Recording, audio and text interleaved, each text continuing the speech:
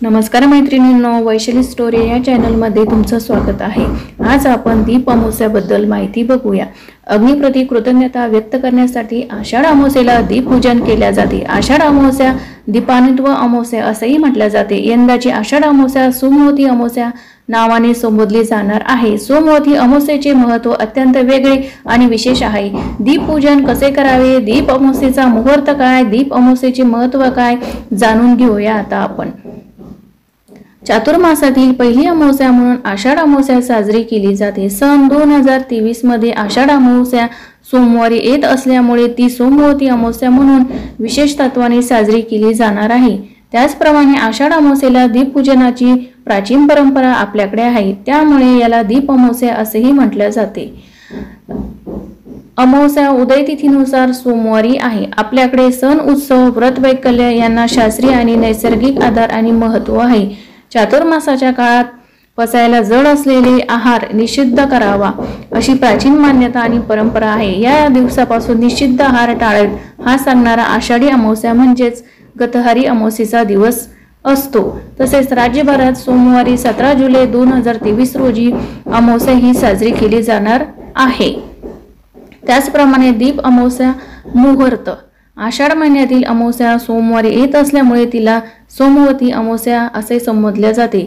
याच दिवशी दिव्याप्रती कृतज्ञता म्हणून दीपपूजन केले जाते। दीप अमावस्या 17 जुलै 2023 अमावस्या आरंभ 16 जुलै 2023 रोजी रात्री 10:09 सुरू होईल तर अमावस्या समाप्ती 17 जुलै 2023 रोजी अर्धरात्री 12:02 समाप्त होईल।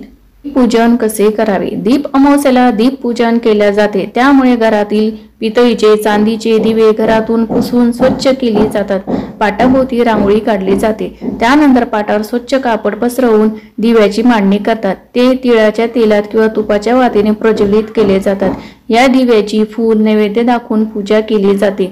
दरम्यान अनेक ठिकाणी गणकेचे किंवा मातीचे दिवे लावून देखील दीप अमावस्या साजरी केली जाते।